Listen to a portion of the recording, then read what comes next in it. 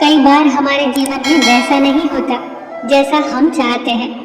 हमारी इच्छा के विरुद्ध चीजें हो जाती हैं, पर समय बीतने के साथ हमें यह एहसास होने लगता है कि जो बात हमें उस वक्त सही नहीं लग रही थी, उसी बात के लिए आज हम ईश्वर का धन्यवाद दे रहे होते हैं। तभी तो कहते हैं कि जो हुआ अच्छा ही हुआ, जो हो रहा है अच्छा ही हो रहा है, और जो होगा वो भी अच्छा ही होगा। एक बहुत ही प्यारी कहानी सुनाती हूँ। एक राजा का विशाल फलों का बागीचा था। उसमें तरह तरह के फल लगे हुए थे और उस बागीचे की देखभाल एक किसान और उसका परिवार किया करता था। किसान उस बागीचे से तैयार और मीठे फल रोज शाम को राजा के लिए ले जाता।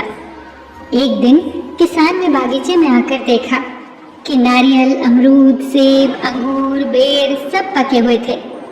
किसान सोचने लगा कि कौन से फल आज राजा के लिए लेकर जाऊं।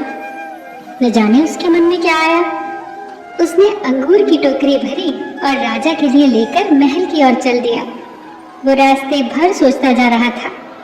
केवल अंगूर लिए, 2-4 सेब, नारियल, अमरूद ही डाल लेता। अलग अलग फल देखकर राजा कितना खुश हो जाता। सोचते सोचते वो महल के बाहर पहुंच गया। उसने अंगूर से भरा टोकरा राजा के सामने रख दिया और थोड़ी दूर जाकर बैठ गया। राजा के लिए दूसरे ख्यालों में खोया हुआ था। शायद किसी बात से परेशान या नाराज था। अपने ही ख्यालों में गुम राजा टोकरी से एक अंगूर निकालकर खाता और एक खींचकर किसान के माथे पर निशाना लगाकर मारता। राजा द्वारा फेंका अंगूर जब किसान के माथे या शरीर पर लगता तो किसान कहता, ईश्वर बड़ा ही दयालु है।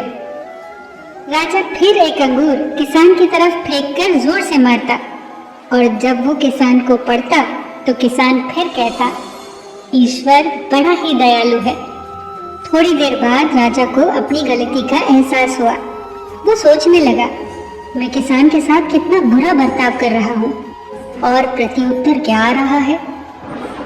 राजा ने किसान से पूछा, मैं बार बार अंगूर फेंककर तुम पर मार रहा हूँ और तुम्हें लग भी रहे हैं, फिर भी तुम कह रहे हो ईश्वर बड़ा ही दयालु है।